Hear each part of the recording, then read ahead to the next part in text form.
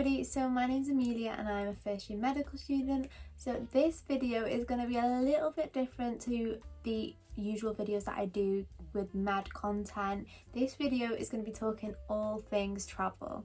I'm that person that always gets asked, oh my god, you're going away again, you must be rich, how do you afford to go on all these trips? Well, in this video I'm going to be spilling the tea on how I actually do afford to go on all these trips and sharing my top tips with you on how you can go on all these trips. So last year I went to around 10 places, and this year, by the end of the year, I'm aiming for 14. Fingers crossed. Went to places like Rome for £90, I went to Oslo for around 150, I went to Prague for 190, and that's the whole trip, everything included in that price. So this video is going to be split up into 3 parts: where I get the money from to travel, where I save money when I'm actually booking the trips, and how I save money when I'm away. So all things budget basically. So without further ado, let's get into the video. So you might be thinking, Amelia, where do you get the money from to afford to go on 14 trips a year on student budget? That brings me on to tip number 1, cut.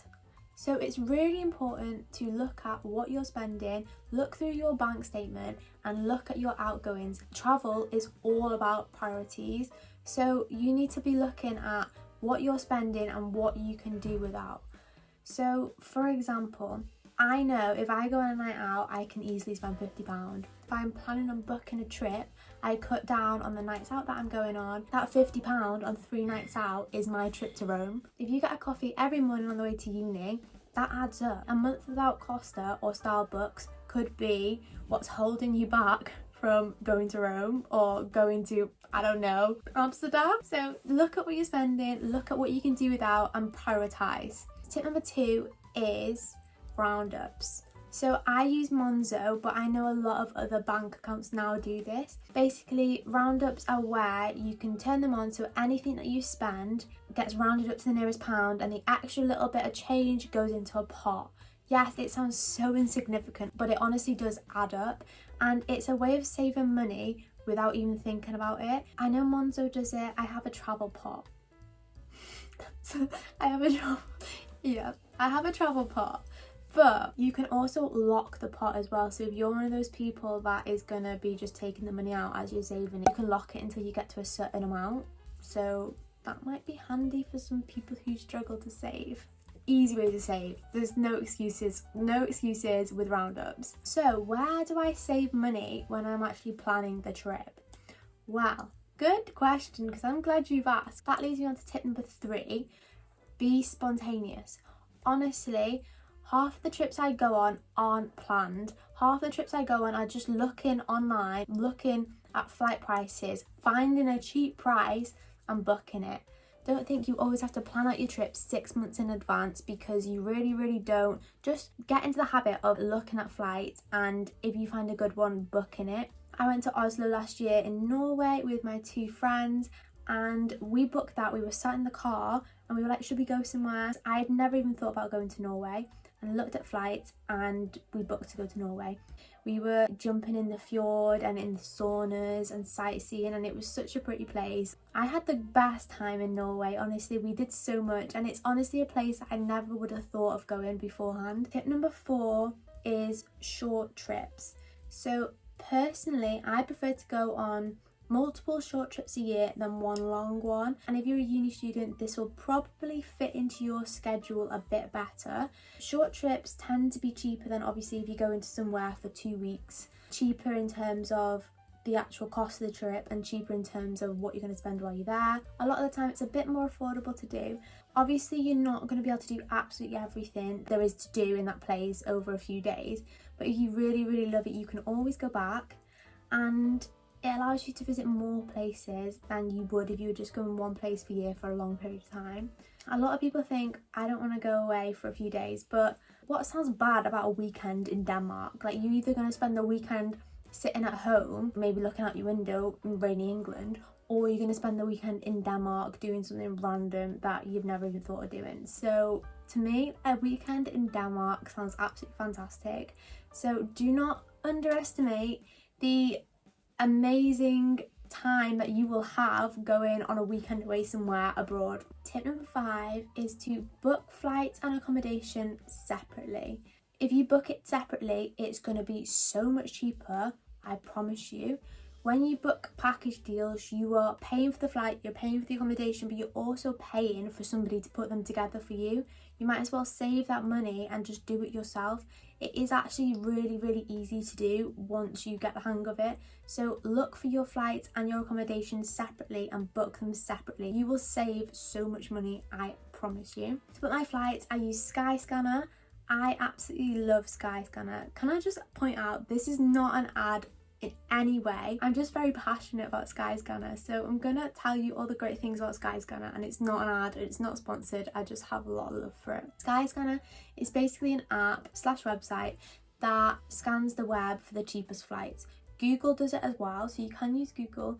I just really love Skyscanner. It'll tell you the cheapest days and the cheapest airlines to go with. Not only that, you can actually set a notification bell on a flight that you're interested in, and it will keep an eye on the price of that flight and it'll alert you with any price drops, which is great because you don't have to keep looking at that flight. It'll just tell you when the price goes down and you can book it. Another thing I love about Skyscanner is that it shows you a grid of the flight dates and the flight prices, so you can kind of look over the month at where's cheaper and where's most expensive and book according to when you're free and when it's cheaper, which I think is a really good feature. My favourite thing about Skyscanner is, like I said, be spontaneous. Skyscanner actually has an option when you click in where you want to go everywhere. Click everywhere and it comes up with all the flights or all the places to go to from cheapest to most expensive, and I think it's just a really good way of thinking out of the box places or just choosing random places that you never would have gone to. For accommodation, I always use Airbnb. Hostelworld's really good as well, but just personally I prefer to stay in Airbnbs because I tend to get a better night's sleep in them. Nothing against hostels, and they're really, really good for budget trips and you meet so many people. Downside to Airbnbs is you don't really tend to meet people in them. Hostels you do.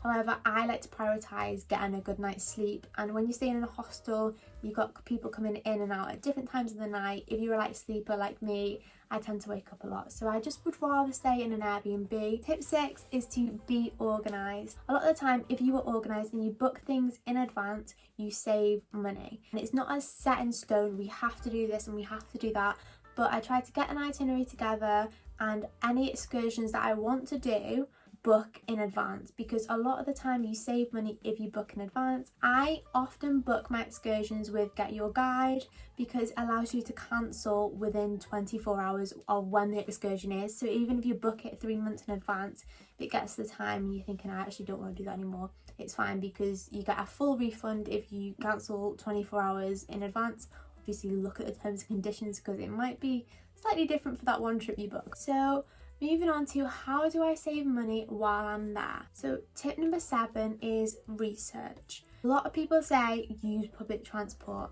Yes, use public transport because often you can travel around where you're going for cheap. However, make sure you research because sometimes, especially if you're traveling in a group, what you would collectively spend on each individual bus ticket, for example, might be more expensive than what you would spend if you split an Uber together. So just do research on absolutely everything, whether it's public transport or an excursion or whatever, and just research what is the cheapest way. Tip number 8, to always try to get a kitchen to cook. So obviously this depends on you and what you want out of your trip, but for me, I like to prioritise doing things over spending money on food. So I try to only eat out once a day. So I like to get a kitchen to cook. I can cook my breakfast and cook my lunch, and you know, even if I take my lunch out with me in a Tupperware or cling film or whatever, and at least I'm saving money. Because obviously if you're buying 3 meals out a day over the space of 4 or 5 days, it's gonna add up. For me, I just prefer to spend a little bit less money on food and a little bit more money on experiencing and doing things while I'm away. Tip number 9 is hand luggage. I never buy luggage, ever. I just take my hand luggage on the plane. I always take a backpack. and I never have any issues taking a backpack because it's just the one bag. It's an easy way to save money because obviously if you're buying luggage there and back, it's like £40 one way and £40 another way. It's ridiculously expensive. A lot of time it's more expensive on your flights. So just take hand luggage and pack a little bit lighter, but make sure you check the size requirements for hand luggage. If you have to spend money on extra luggage getting on the plane, it's gonna cost you a fortune and it's gonna be an expenditure that you've not accounted for, which we want to avoid. Tip number 10 is student ID. Something that I always forget. Take your student ID with you because most places in Europe give some sort of discount for students. You'll save some money here and there and it does add up, especially on activities or visiting museums or art galleries or entry into places. A lot of the time they have a reduced fee for students, if not free, and you'll really kick yourself if you get to this place and you've not got your student ID and you have to pay full price. So they are my top tips for traveling on a student budget, and that is how I managed to travel so much. So thank you so much for watching this video.